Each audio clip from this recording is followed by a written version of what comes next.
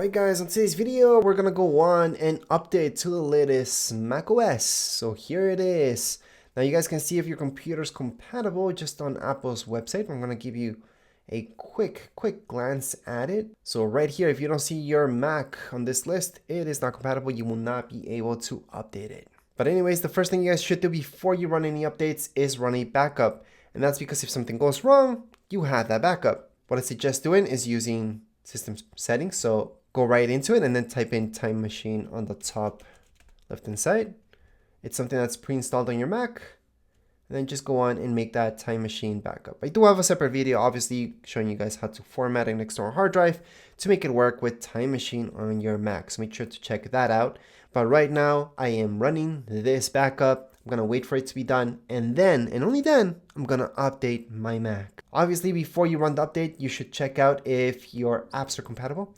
So don't run any updates until you see that the apps that you guys use right now and you need are 100% compatible. And besides that, I always recommend having at least 100 gigs of free space on your Mac. Although with 50, you should be fine. 100 is just to make sure. And it's just to make sure that everything runs smoothly. Alright, so right now you are all set and ready to go. So we're going to go into system settings down here below. Once you go into system settings, you're going to go into software updates, your second option.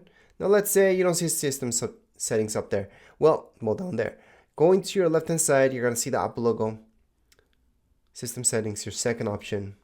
And then from here, again, let's say you don't see this software update available as your second option. Don't worry about it, scroll down. Go into general, under general, software update, and this should be popping up. If it doesn't, just turn on and off automatic updates. There you go. You should be good to go. It is 6 gigs. However, I always recommend having at least 50 gigs of free space on your Mac when you're running any type of update. But now that you guys made your backup on Time Machine, you guys looked up that your apps that are fully compatible with the next macOS, and you're not working on any projects, plus you're going to have your Mac plugged in the whole time and not work on anything while this is happening, go ahead and tap on Upgrade Now. Once you do that, click on Agree, put in your passcode if you have one, hit OK, and it's going to download. At this point in time, you guys can just leave your Mac to be. It's going to just download, install by itself, and you're going to be done. So you don't have to be here watching it do its thing, because it's just going to download by itself.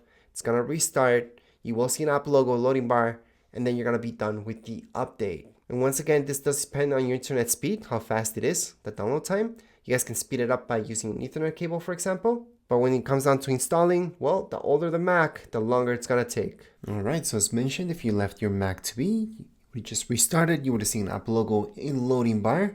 And that's it. Everything would have loaded back in, and then you can go into software update and make sure you are all up to date. And that would be it for today's video. If you guys have any questions, comments, you guys can write down here in the comments area. Don't forget to subscribe and like. Thank you.